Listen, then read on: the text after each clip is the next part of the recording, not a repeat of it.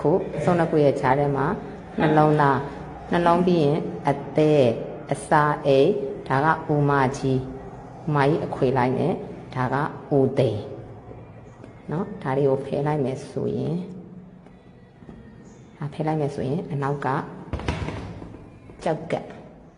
တရရွက်နော်ဒါကနှလုံးဒါတွင်းလွတ်ကြောတွင်းပြန်ကြောဒါဟေးချောင်းဒါဒီဟုတ်ပါဒါဒီ CA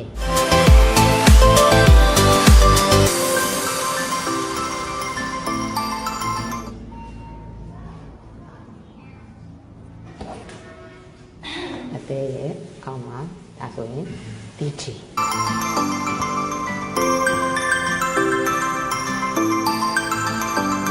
လေပင်ရှိရပိုင်းမှာလေမျိုးနဲ့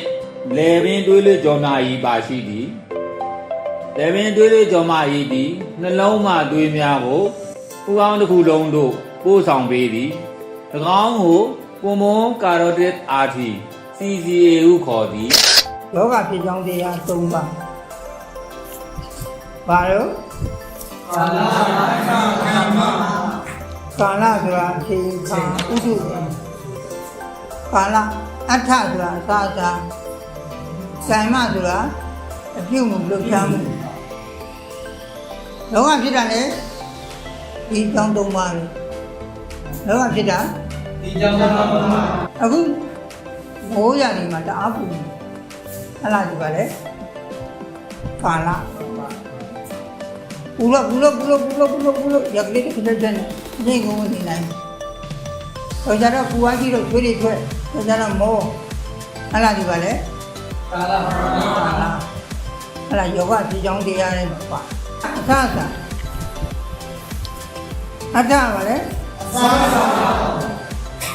ဆိုခြင်းကသဗ္ဗံခါဆိုတဲ့တရားလာ6ပါးကို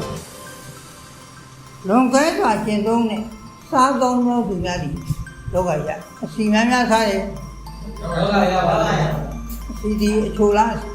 ဟုတ်လားချိုစိတ်ဟုတ်နော်အချင်းချင်းများများစားရင်လေလောကရပါလားအစက်တွေများများစားရင်လေလောကရပါလားအဲကြောင့်အထနော်ဟုတ်ကဲ့မင်းတို့မြင်တော့အောင်ပြောမယ်ဆိုရင်ငရုတ်သီးတွေများများစားရင်ဝန်းသွားရင်ဘာဖြစ်တော့ပူပါလေသင်ပူလေရှိဘူးဒါပါလေအထပါကမ္မဆိုတာဘာလို့လှုပ်ရှားမှုလှုပ်ရှားမှုနေဦးထဲမှာသာဝန်နေရကိုမိသားစုကလုံးလေးရောက်လှုပ်တာကကိုတယောက်တည်းလောက်ကန်ရမရှိနေဘူးမချောင်းမိုးရမချောင်းပညာလှုပ်တွေလှုပ်ရပညာလှုပ်တော့အုံနေခဲ့တဲ့နေဘူးလို့လည်းလဲလို့ရလားမရပါဘူးမိုးရွာလည်းမလဲလို့ရလားမရပါဘူးအေးပါလေလို့ကိုယ်နေလို့ရလားမရပါဘူးဘာလို့ လဲလဲရပါတယ်လို့ရပါတယ်အဲ့လားဒီကမ္မဆိုတဲ့ပြုမှုလှုပ်ရှားမှုတွေလွန်ကဲစွာပြုလုပ်ရင်လည်းယောဂဖြစ်ပါမယ်ကဲအုံနောက်ကဥကောင်းကိုကြီးထဲမှာတည်ရှိပြီးတော့သူဒီနူးညံ့တဲ့စိတ်ပိုင်းနော်လူရဲ့အသိဉာဏ်နဲ့လှုပ်ရှားသွားလာပြောဆိုလောက်ကင်မှုတွေအားလုံးစိုးရတဲ့အာရုံကြောတွေနဲ့သူကဖွဲ့စည်းတည်ထောင်ထားပါတယ်အုံနောက်ကဒီဥကောင်းကိုကြီးထဲမှာရှိပြီးတော့မှနူးညံ့တဲ့စိတ်ပိုင်းဖြစ်တဲ့သူ့ရဲ့လူရဲ့အသိဉာဏ်နဲ့လှုပ်ရှားလှုပ်ဆောင်မှုတွေအားလုံးကိုသူဒီနော်အစိုးရတယ်ဒါကြောင့်မလို့သူ့ကိုဒီအလွန်မာတဲ့တို့ရဲ့အုတ်ခွန်ယိုးကြီးပေါ့နော်ဒီခေါင်းယိုးကြီးအဲ့ဒါကာကွယ်ထားတာပေါ့သူ့နော်ဒါတဘာဝကအကုန်လုံးသူ့ကနေသူတားဆီးကာကွယ်ရအရာတွေလှုပ်ထားပြီးသားအုံနောက်နှစ်ဖက်ကမှရှိနေတဲ့အကျောမြင်နေပြီးအုံနောက်ရဲ့ခြေရင်းမှာလာပြီးတော့မှသူတို့ဒီတွေ့ဆုံတာဒီအခြေမှာပေါ့နော်လာတွေ့တယ်အဲ့ဒီနေရာမှာဆိုရင်သူဒီတစ်ခုပေါ်တစ်ခုကိုပြန်ပြီးတော့မှဖြတ်တန်းသွားတာနော်ဖြတ်တန်းပြီးတော့နေရာပြောင်းတာပေါ့ crossing ဖြစ်သွားတာပေါ့နော်အဲ့လိုမျိုးဖြတ်တန်းနေရာပြောင်းပြီးတော့မှအောက်ဖက်ကြောရိုးချင်းစီမြင်ကြီးအဖြစ်အနေနဲ့သူကစီးဆင်းသွားတာအဲ့ဆိုလို့ရှိရင်မင်းတို့ခုနဟိုအယိုးတန်းကြီးရဲ့ဘေးမှာလေဝဲရဆင်းသွားတဲ့ဟာကြီးတွေသိလားဟုတ်နော်အဲ့အမြင်ကြီးတွေပဲနော်အဲ့ဒါအုတ်နောက်ထဲရပါတော့အုတ်နောက်ထဲကဘယ်ဘက်မှာရှိတဲ့အဲ့အကျိုးကကြညာဘက်ကိုအုပ်ချုပ်နေတာနော်သူကစက်ကျင်ဘက်အုပ်ချုပ်တာနော်ခ န္ဓာကိုယ်ရဲ့မင်းတို့ရဲ့ဘယ်ဘက်ချမ်းဆိုရင်အုံနောက်ရဲ့ညာဘက်ကအုပ်ချုပ်တာနော်ခန္ဓာကိုယ်ရဲ့ညာဘက်ချမ်းဆိုရင်အုံနောက်မှာဆိုရင်ဘယ်ဘက်ကနေအုပ်ချုပ်တာသူကနော်အဲ့လိုပုံစံရှိတယ်လူမှာအရေးဆုံးပါရှိတယ်ဘာလဲဆိုရင်စာဝတ်နေရေးဟုတ်ပါဘူးဟုတ်ပါနဲ့ဟုတ်ရင်းနေတယ် do speak ဟုတ်လား you know don't speak or do speak ဟုတ်လားဟုတ်ပြီနော်အရေး၃ပါးရှိတယ်စာဝတ်နေရေးအကြောင်း၄ပါးရှိတယ်အားကြောင့်လဲဆိုရင်ယုတ်တရားကိုထောက်ခံထားတဲ့ကံစိတ်ဥဒ္ဓဘာယအဲ့ဒါကိုပဲဆရာမတို့ကအရေးအကြောင်းစာဝတ်နေရေးကြောင့်ထောက်ခံထားရတဲ့ကံစိတ်ဥဒ္ဓဘာယကြောင့်ဒီယုတ်တရားကြီးရဲ့နေတာအဲ့ဒါကိုပဲဆရာမတို့ကအရေးအကြောင်းဒီနေ့ကအဲ့ဒါတစ်ခုခုတက်ရှင်းရှင်းလို့ရအောင်ပြောထားတာအဲ့တော့အရေး၃ပါးရှိတယ်အကြောင်း၄ပါးရှိတယ်အရေး၃ပါးဒီစာဝတ်နေရေး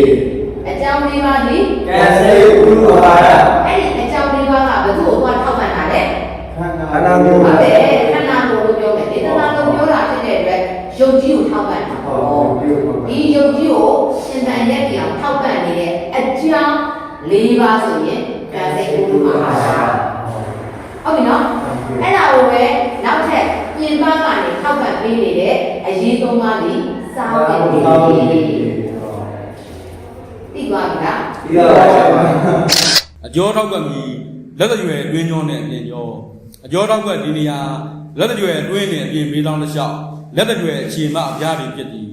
ပြုပြင်မှုနေတဲ့နဲ့လက်မနဲ့လက်ညှိုးလေးနှစ်ခုကိုအသုံးပြုကာညှက်ဆွဲခြင်းဖြင့်ဆောင်ရွက်ရမည်ဆောင်ရွက်နိုင်သည့်ယောဂနဲ့လက္ခဏာများခေါင်းကိုက်ခြင်းမျက်စိကင်းခြင်းရှာလေးခြင်းစသည်တို့တွင်ဆောင်ရွက်ရမည်တရားရင်ပိုင်းနဲ့စမကြီးတို့က၃ခုပြောသွားမယ် PR planning ကကြိုတင်ပြင်ဆင်ခြင်းကြိုတင်စီမံကိန်းချမှတ်ခြင်းเนาะအဲ့တော့အခြေအနေရရက်ကိုဝေဖန်သုံးသပ်ခြင်းဆိုတော့မနေ့ကလည်းအဲ့ဒါသင်မိပြီเนาะပတ်ဝန်းကျင်အခြေအနေတွေကိုเนาะအရင်ဆုံးလေ့လာပြီးမှပဲအလုပ်ကို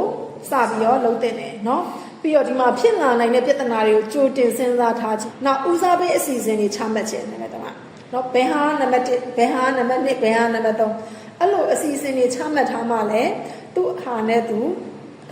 အလုပ်ငန်းကအစီအပြေချောမွေ့သွားမယ်နောက်နံပါတ်4ရီမန်းချက်ပန်းနိုင်တွေချမှတ်ခြင်းအဲ့ဒါတော့မနေ့ကလည်း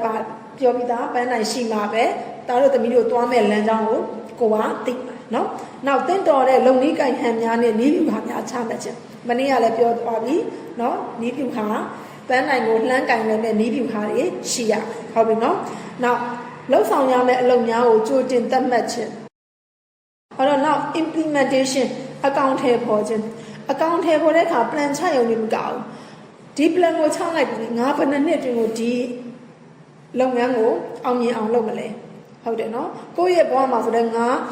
နှစ်အတွင်းမှာငါမိသားစုဒီပဲအခြေအနေရောက်ရမယ်ဟုတ်တယ်မလားအဲ့လိုမျိုးအချိန်မီနော်အချိန်ကိုတိုင်းပေါင်းလုပ်ထားမယ်ခုနကတင်သွားတယ်တိုင်းပေါင်းလုပ်ထားပြီဆိုလို့ရှိရင်အဲ့ဒီအချိန်မီပြီးစီးအောင်အဲ့ချမှတ်ထားတဲ့เนาะစီစဉ်ဆောင်ရွက်ထားတဲ့ကြိုတင်ပြင်ဆင်ထားတဲ့အချက်တွေနဲ့အညီအချိန်မီဘယ်အချိန်မှာတော့ဘာပြီးရမယ်။နောက်ရီမန်းချက်ပန်းနိုင်များပေါင်းများအောင်ဆောင်ရွက်နိုင်ခြင်းအဲ့တော့ကိုချထားတဲ့ပန်းနိုင်ကိုလည်းရောက်အောင်တွားနိုင်ရမယ်။